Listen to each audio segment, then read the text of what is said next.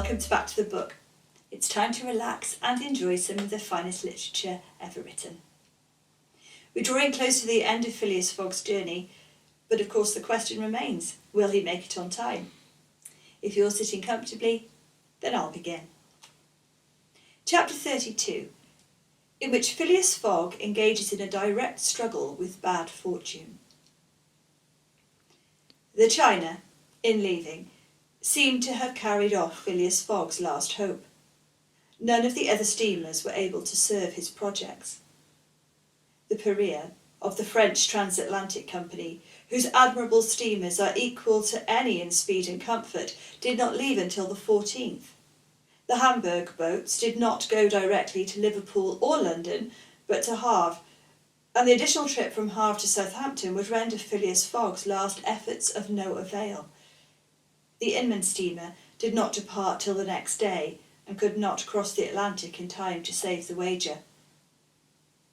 Mr. Fogg learned all this in consulting his Bradshaw, which gave him the daily movements of the transatlantic steamers.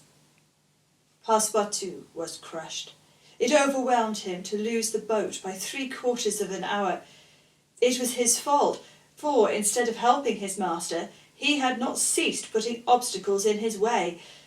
And when he recalled all the incidents of the tour, when he counted up the sums expended in pure loss and on his own account, when he thought that the immense stake, added to the heavy charges of this useless journey, would completely ruin Mr. Fogg, he overwhelmed himself with bitter self-accusations.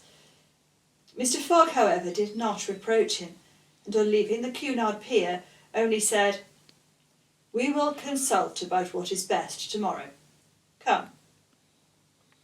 The party crossed the Hudson to the Jersey City ferryboat and drove in a carriage to the St. Nicholas Hotel on Broadway. Rooms were engaged, and the night passed, briefly to Phileas Fogg, who slept profoundly, but very long, to Iouda and the others, whose agitation did not permit them to rest. The next day was the 12th of December. From 7 in the morning of the 12th to a 9:15 in the evening of the 21st, there were 9 days, 13 hours and 45 minutes. If Phileas Fogg had left in the China, one of the fastest steamers on the Atlantic, he would have reached Liverpool and then London within the period agreed upon. Mr. Fogg left the hotel alone, after giving Passepartout instructions to await his return, and inform Iouda to be ready at an instant's notice. He proceeded to the banks of the Hudson, and looked about among the vessels moored or anchored in the river for any that were about to depart. Several had departure signals, and were preparing to put to sea at morning tide, for in this immense and admirable port there is not one day in 100 that vessels do not set out for every quarter of the globe. But they were mostly sailing vessels, of which, of course, Phileas Fogg could make no use. He seemed about to give up all hope, when he espied, anchored at the battery, a cable's length off at most, a trading vessel, with a screw, well-shaped, whose funnel, puffing a cloud of smoke, indicated that she was getting ready for departure. Phileas Fogg hailed a boat, got into it, and soon found himself on board the Henrietta, iron-hulled, wooden-built above. He ascended to the deck, and asked for the captain, who forthwith presented himself. He was a man of 50, a sort of sea-wolf, with big eyes, a complexion of oxidized copper, red hair and thick neck, and a growling voice. "The captain?" asked Mr. Fogg. "I am the captain." "I am Phileas Fogg, of London." "And I am Captain Speedy, of Cardiff." "Are you going to put to sea?" "In an hour." "You are bound for Bordeaux." "And your cargo?" "No freight. Going in ballast." "Have you any passengers?" "No passengers. Never have passengers. Too much in the way." "Is your vessel a swift one?" "Between 11 and 12 knots. The Henrietta, well known." "Will you carry me and 3 other persons to Liverpool?" "To Liverpool? Why not to China?" "I said Liverpool." "No." "No?" "No, I am setting out for Bordeaux, and shall go to Bordeaux." Money is no object. None. The captain spoke in a tone which did not admit of a reply.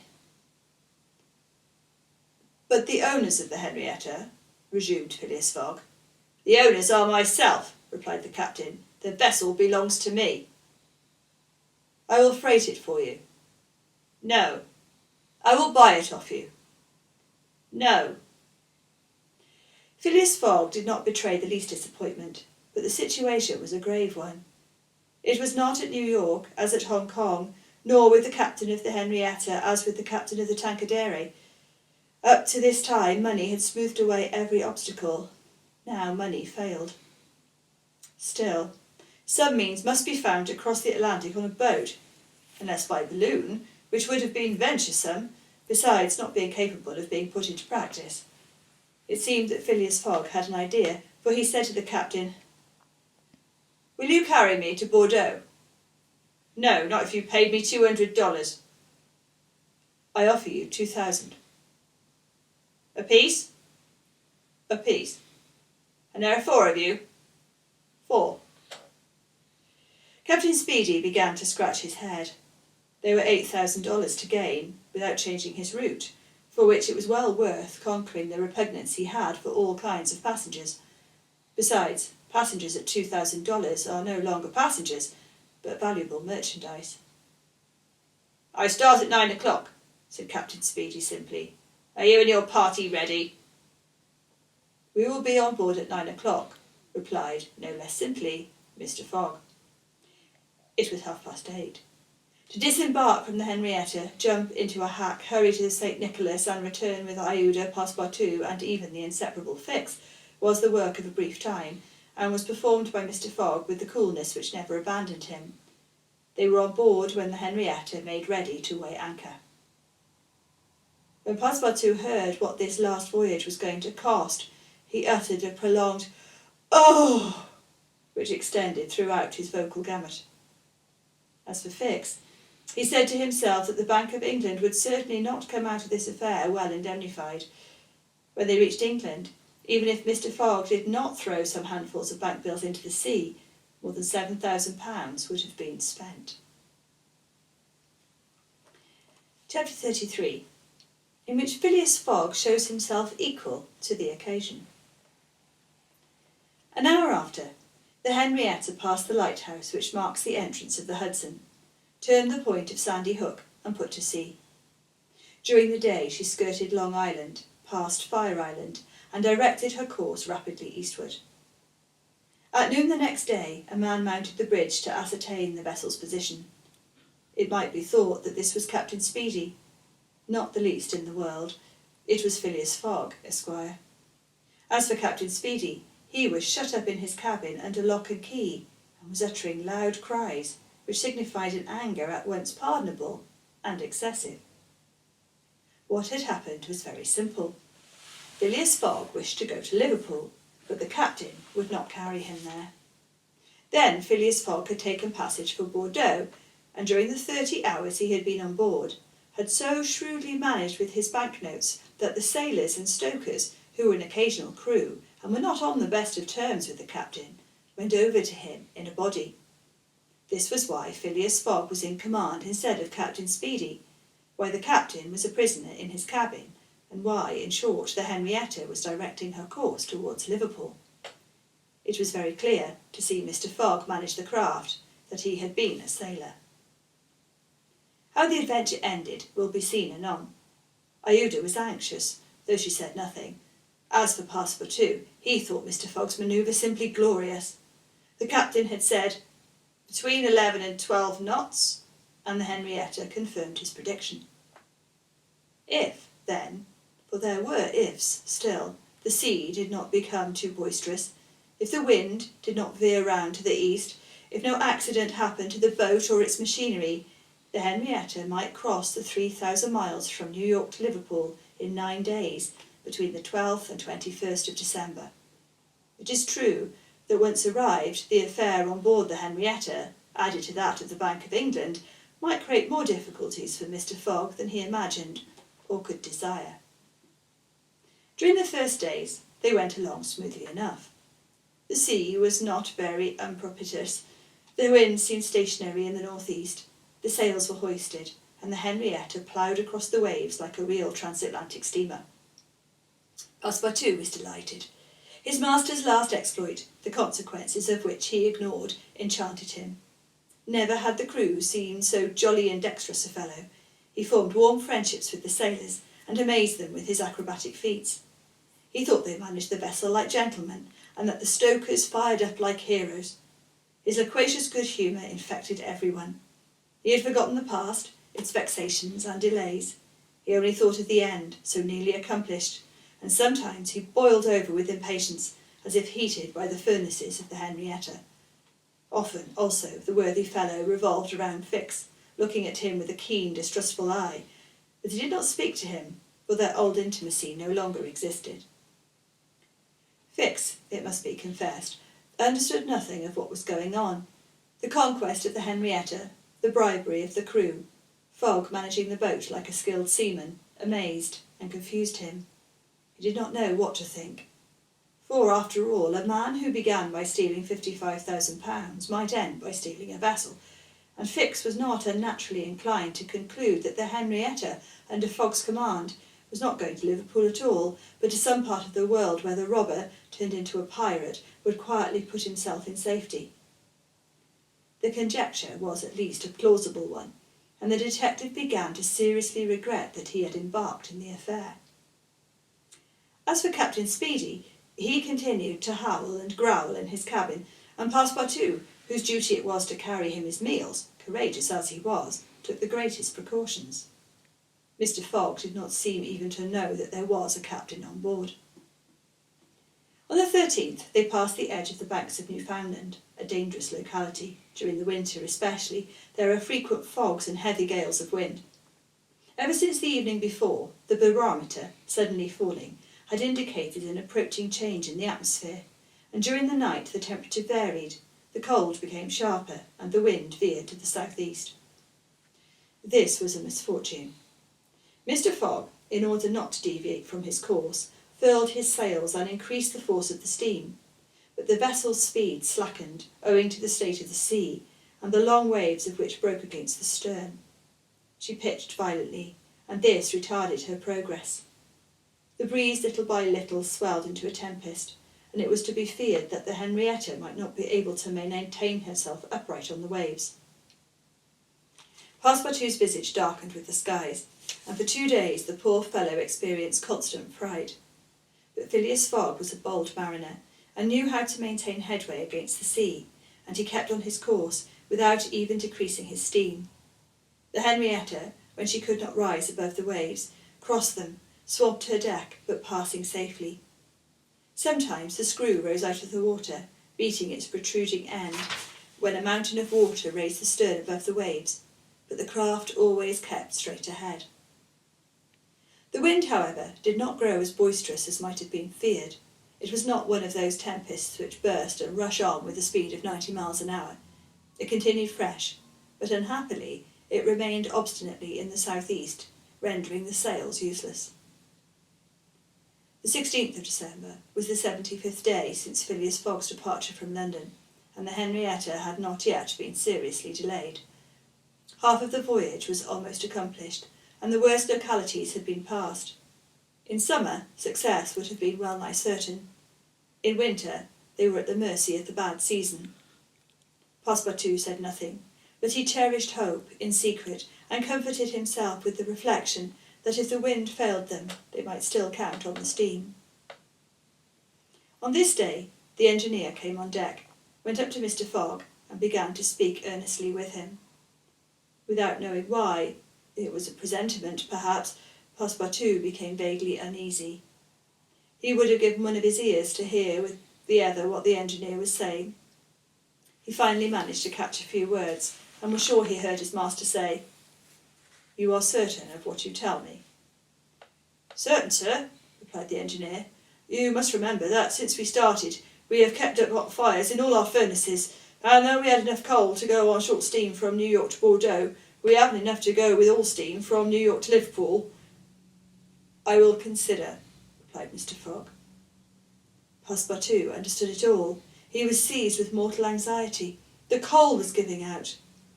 "Ah, if my master can get over that," muttered he, "he'll be a famous man." He could not help imparting to Fix what he had overheard. "Then you believe that we really are going to Liverpool?"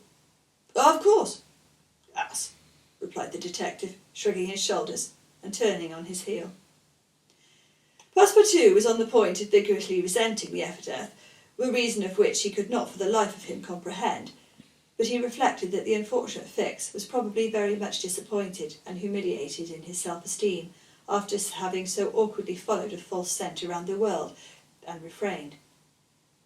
And now, what course would Phileas Fogg adopt? It was difficult to imagine. Nevertheless, he seemed to have decided on one, for that evening he sent for the engineer and said to him, "Feed all the fires until the coal is exhausted." A few moments after, the funnel of the Henrietta vomited forth torrents of smoke. The vessel continued to proceed with all steam on, but on the 18th, the engineer, as he had predicted, announced that the coal would give out in the course of the day. "Do not let the fires go down," replied Mr. Fogg. "Keep them up to the last. Let the valves be filled." Towards noon, Phileas Fogg, having ascertained their position, called Passepartout and ordered him to go for Captain Speedy. It was as if the honest fellow had been commanded to unchain a tiger. He went to the poop, saying to himself, "He will be like a madman." In a few moments, with cries and oaths, a bomb appeared on the poop deck. The bomb was Captain Speedy. It was clear that he was on the point of bursting. "Where are we?" were the first words his anger permitted him to utter. Had the poor man been apoplectic, he would never have recovered from his paroxysm of wrath. "Where are we?" he repeated, with purple face. 707 miles from Liverpool," replied Mr. Fogg, with imperturbable calmness. "Pirate!" cried Captain Speedy.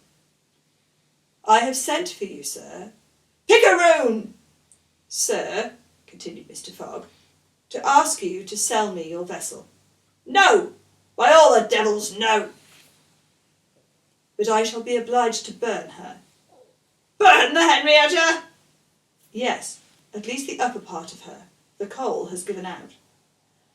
"Burn my vessel!" cried Captain Speedy, who could scarcely pronounce the words. "A vessel worth $50,000. "Here are 60,000, replied Phileas Fogg, handing the captain a roll of bank bills. This had a prodigious effect on Andrew Speedy. An American can scarcely remain unmoved at the sight of $60,000. The captain forgot in an instant his anger, his imprisonment, and all his grudges against his passenger. The Henrietta was 20 years old. It was a great bargain. The bomb would not go off after all. Mr. Fogg had taken away the match. "And I shall still have the iron hull," said the captain in a softer tone. "The iron hull and the engine. Is it agreed?" "Agreed." And Andrew Speedy, seizing the banknotes, counted them and consigned them to his pocket. During this colloquy, Passepartout was as white as a sheet, and Fix seemed on the point of having an apoplectic fit. Nearly £20,000 had been expended, and Fogg left the hull and engine to the captain, that is, near the whole value of the craft. It was true, however, that £55,000 had been stolen from the bank. When Andrew Speedy had pocketed the money, Mr. Fogg said to him, "Don't let this astonish you, sir. You must know that I shall lose £20,000, unless I arrive in London by 9:15 on the evening of the 21st of December. I missed the steamer at New York, and as you refused to take me to Liverpool—" "And I did well," cried Andrew Speedy, "for I have gained at least $40,000 by it." He added, more sedately, "Do you know one thing, Captain Fogg, Captain Fogg? You've got something of the Yankee about you." And having paid his passenger what he considered a high compliment, he was going away, when Mr. Fogg said, "The vessel now belongs to me." "Certainly, from the keel to the truck of the masts, all the wood, that is." "Very well. Have the interior seats, bunks and frames pulled down and burn them. It was necessary to have dry wood to keep the steam up in the adequate pressure, and on that day the poop, cabins, bunks and the spare deck were sacrificed. On the next day, the 19th of December, the masts, rafts and spurs were burned. The crew worked lustily, keeping up the fires. Passepartout hewed, cut and sawed away with all his might. There was a perfect rage for demolition. The railings, fittings and the greater part of the deck and topsides disappeared on the 20th, and the Henrietta was now only a flat hulk. But on this day they sighted the Irish coast and Fastnet Light. By 10 in the evening they were passing Queenstown. Phileas Fogg had only 24 hours more in which to get to London. That length of time was necessary to reach Liverpool with all steam on, and the steam was about to give out altogether. "Sir," said Captain Speedy, who was now deeply interested in Mr. Fogg's project, "I really commiserate you. Everything is against you. We are only opposite Queenstown." "Ah," said Mr. Fogg, "is that place where we see the lights Queenstown?" "Yes." "Can we enter the harbour?" "Not under 3 hours, only at high tide." "Stay," replied Mr. Fogg calmly, without betraying in his features that by a supreme inspiration he was about to attempt once more to conquer ill fortune. Queenstown is the Irish port at which the transatlantic steamers stop to put off the mails. These mails are carried to Dublin by express trains, always held in readiness to start. From Dublin they are sent on to Liverpool by the most rapid boats, and thus gain 12 hours on the Atlantic steamers. Phileas Fogg counted on gaining 12 hours in the same way. Instead of arriving at Liverpool the next evening by the Henrietta, he would be there by noon, and would therefore have time to reach London before 9:15 in the evening. The Henrietta entered Queenstown harbour at 1 o'clock in the morning, it then being high tide, and Phileas Fogg, after being grasped heartily by the hand by Captain Speedy, left that gentleman on the levelled hulk of his craft, which was still worth half of what he had sold it for. The party went on shore at once. Fix was greatly tempted to arrest Mr. Fogg on the spot, but he did not. Why? What struggle was going on within him? Had he changed his mind about his man? Did he understand that he had made a grave mistake? Did he not, however, abandon Mr. Fogg? They all got upon the train, which was just ready to start, at 1:30. At dawn of day they were in Dublin, and they lost no time in embarking on a steamer which, disdaining to rise upon the waves, invariably cut through them. Phileas Fogg at last disembarked on the Liverpool quay at 20 minutes before 12, December 21st. He was only 6 hours distant from London. But at this moment Fix came up, put his hand upon Mr. Fogg's shoulder, and showing his warrant, said, "You are really Phileas Fogg?" "I am." "I arrest you in the Queen's name." Chapter 34, in which Phileas Fogg at last reaches London. Phileas Fogg was in prison. He had been shut up in the custom house, and he was to be transferred to London the next day. Passepartout, when he saw his master arrested, would have fallen upon Fix had he not been held back by some policemen. Iuda was thunderstruck at the suddenness of an event which she could not understand. Passepartout explained to her how it was that the honest and courageous Fogg was arrested as a robber. The young woman's heart revolted against so heinous a charge, and when she saw that she could attempt or do nothing to save her protector, she wept bitterly. As for Fix, he had arrested Mr. Fogg because it was his duty, whether Mr. Fogg were guilty or not. The thought then struck Passepartout that he was the cause of this new misfortune. Had he not concealed Fix's errand from his master? When Fix revealed his true character and purpose, why had he not told Mr. Fogg? If the latter had been warned, he would no doubt have given Fix proof of his innocence, and satisfied him of his mistake. At least, Fix would not have continued his journey at the expense and on the heels of his master, only to arrest him the moment he set foot on English soil. Passepartout wept till he was blind, and he felt like blowing his brains out. Iuda and he had remained, despite the cold, under the portico of the custom house. Neither wished to leave the place, Both were anxious to see Mr. Fogg again. That gentleman was really ruined, and that at the moment when he was about to attain his end. This arrest was fatal. Having arrived at Liverpool at 20 minutes before 12 on the 21st of December, he had to 9:15 that evening to reach the Reform Club, that is, 9 hours and a quarter. The journey from Liverpool to London was 6 hours. If anyone, at this moment, had entered the Custom House, he would have found Mr. Fogg seated, motionless, calm, and without apparent anger, upon a wooden bench. He was not, it is true, resigned, but this last blow failed to force him into an outward betrayal of any emotion. Was he being devoured by one of those secret rages, all the more terrible because contained, which only burst forth with an irresistible force at the last moment? No one could tell. There he sat, calmly waiting. For what? Did he still cherish hope? Did he still believe, now that the door of this prison was closed upon him, that he would succeed? However that may have been, Mr. Fogg carefully put his watch upon the table and observed its advancing hands. Not a word escaped his lips, but his look was singularly set and stern. The situation, in any event, was a terrible one, and might be thus stated. If Phileas Fogg was honest, he was ruined. If he was a knave, he was caught. Did escape occur to him? Did he examine to see if there were any practicable outlet from his prison? Did he think of escaping from it? Possibly, for once he walked slowly around the room, but the door was locked, and the window heavily barred with iron rods. He sat down again, and drew his journal from his pocket. On the line where these words were written, December 21st, Saturday, Liverpool, he added, 80th day, 11:40 a.m., and waited. The Custom House clock struck 1. Mr. Fogg observed that his watch was 2 hours too fast. 2 hours. Admitting that he was at this moment taking an express train, he could reach London and the Reform Club by 9:15 p.m. His forehead slightly wrinkled. At 33 minutes past 2, he heard a singular noise outside, then a hasty opening of doors.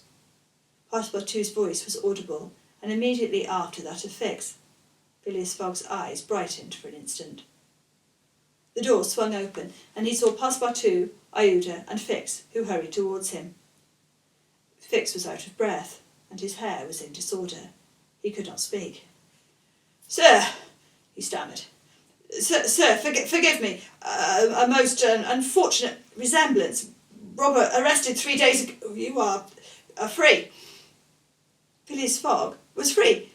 He walked to the detective, looked him steadily in the face, and with the only rapid motion he had ever made in his life, or which he would ever make, drew back his arm, and with the precision of a machine knocked Fix down.